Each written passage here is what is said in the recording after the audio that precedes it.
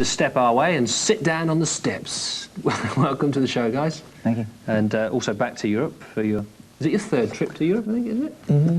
Third trip? Third trip to Europe and second to the UK. Oh, okay. Well, we're going to talk later on about why you're here with the new record and the tour. But I wanted to go back to the beginning, to the early days when you first started, which would be 89? Right. New York, I think you first got it together. Yeah. Mm-hmm. And to get your feelings, really, on what you feel about Mariah Carey stealing your ideas. Oh, yeah. Covering your songs, or covering songs you've covered. I don't think she caught on to the, I think, the oppressive nature of Without You. I mean, we felt that that song existed only to scream one's, you know, sadness out. And actually, well, we recorded it, but it was in my bedroom. Right. That was actually on a 4-track. I think that was even the first week I met Steve already. He was. So what drew you to that song? Well, it was a little bit more like kind of Well meets Without You. It's just, you know, a song dimly remembered from my, childhood, and just like Mariah, I suppose. yes, probably far dimmer for her than for me. No, probably true. 9 minutes, though, it was. We were a classic version of Without trying You. an exorcism of the song. The neighbors were not pleased. So how come you ended up actually being signed to a German label originally, I think, wasn't it? That's how it... Well, it was a kind of lucky bit of hype, actually. I came to Europe in '89 doing sound for a friend's band, this band Bitch Magnet, right. And they couldn't afford to give me any money to do sound for them, so my payment was that whenever they were asked what the happening new American bands were, that they had to plug Codeine, even though we'd only done one show at that point and just a handful of songs. Okay. And somehow, through through the power of the press, Glitter House, who had signed Bitch Magnet, faxed Bitch Magnet and asked if we were still signed or still unsigned, and which we weren't. Yes, we were. And it also turned out that they were the European distributors for Sub Pop, and right. So that's how we got hooked up on Sub Pop. It's amazing how. I mean, it was quite. All these young bands out there who want to know how to get their deal. It was a total leap of faith on their part, because I mean, at that time we'd done maybe 3 or 4 shows, and could draw maybe 30 or 40 people in New York. So it and entered through the back door on both labels. Yeah. And obviously good labels, both of them. Good things to start on. Well, we'll go back to those earlier days. In fact, to your debut video for us here on MTV. I'm sure you'd like to at least see yourself in those old days. Yes. Check out those haircuts and things like that. Okay. Codeine.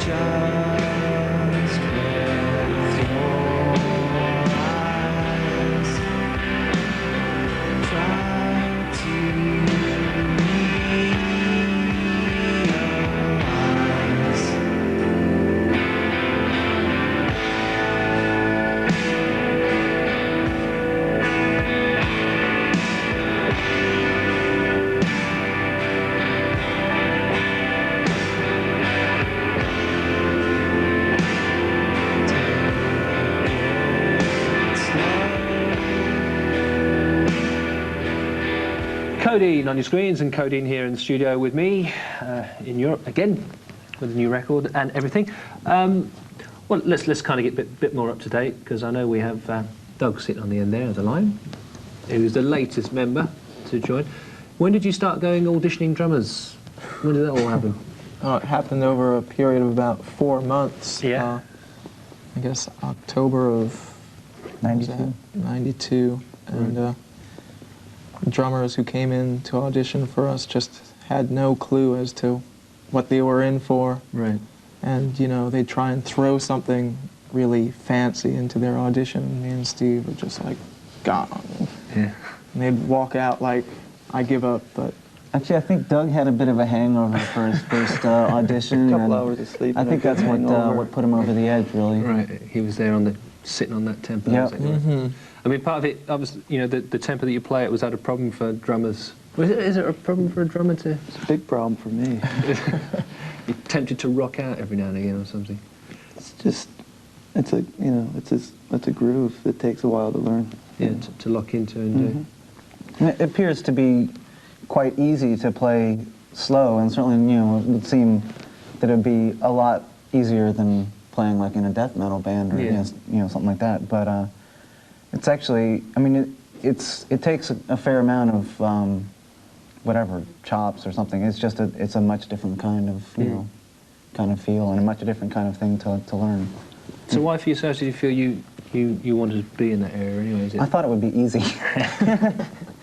I thought it would be something easy. emotionally or musically that you enjoy about I thought, I mean, you know, the name of the band is not so much about like the drug, is more about those kind of feelings of alienation or it just somehow you just kind of shut down emotionally under you know, kinds of stress or depression and stuff like that, and what the music was about, you know, and continues to be about, I guess, is about those sorts of states, and you know, the lyrics and the instrumental part of those are ideally very consistent, you know, and you know, complement each other. and what you want to say and what you want to feel. I guess, I mean, it's just, you know, it's just kind of not that I'm, you know, horribly depressed person or anything like that, but definitely, you know, there's things. Not our Steve. No, but you know, there's things within me that, you know, it's just kind of, I'm certainly very interested in it, and you know, fascinated about it, and you know, plus it's kind of like you know, writing or calling your friends. It's like if you're having a great time, you know, you don't need to give anyone a call, you know, but if you're feeling kind of down, or you know, it's a thing you want to, like, you know, You want to bring your talk friends about down it, as or well. bring, yeah, right. Bring everybody down with Yeah, you. that's right, exactly. All right. Well, talking about friends, I'm going to get you to ask for a request video. Is something you'd like to see, and why? Yes, our friends, the Spinanes. Chums. And any Label particular mates. reason why the Spinners? Doug, what's your reason why? Because they're such No reason. swell folks, and they're riding bikes, which... All right.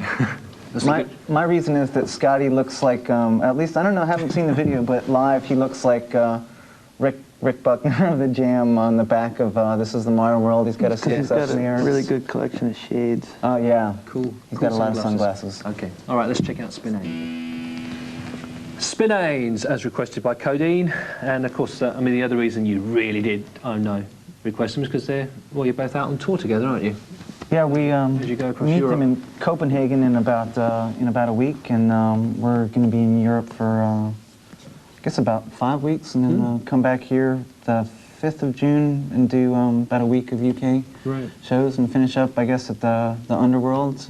Maybe some MTV thing will be there as well. I'm not Just quite around sure. the corner. And for us. and then I guess I'm going back, and these two are going to do some traveling. Do some holiday. Yeah. So you're back with The White Birch is the album. Why The White Birch? I was interested to know. Well, actually, after kind of trying out bunch of different stories about it, I think it's just because it sounds good. Right. Which is always a good reason. Yeah, we tried recording an album that was called The White Birch back in '92, and the recordings didn't come out well, and the painting, which was called The White Birch, that we were trying to get for the cover, the person that owned the painting, not the person that painted it, but the person that owned it wouldn't give us permission to use it, or that's his solicitor, wouldn't give us permission to use it. So We just Try it again. just had John go out to Central Park and snap some photos. Oh, I did that way around. Dead of winter. So the album you recorded in Chicago, is that right? Or not? Have I Well, heard it's that wrong? kind of Chicago, Some of it. Connecticut. Already? A bit different. It A bit of a wasn't distance entirely between wasn't entirely by choice. Already. We kind of have this dark cloud following us when it comes to recording. the two. Alright. Is it enjoyable then for you recording as a thing? Process?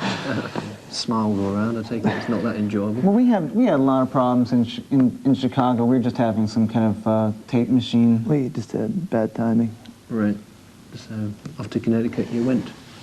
Am I right and correct in thinking that Frigid Stars is going to be re-released as well? Is that Yeah, I think it's been slightly remastered, and I think there's a new band photo in inside, but it's probably not. I don't think it's such a big. I think it's more of a press thing than Right. some kind of crucial difference for the record. And actually, the guy that did Frigid Stars, Mike McMacken, is also the guy that's Produced this one. done the Music, new yeah. record. And just like, well, Frigid Stars we did all at his house. We recorded in the basement and mixed it in the living room. And this, once we'd done the tracks at the studios, then we went to his house and did the vocals and did the mix there. okay?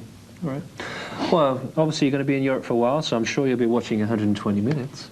But welcome back to the continent. Great. And Thank you very much, Paul. we look forward to seeing you again, and we'll take a look at you now. Codeine.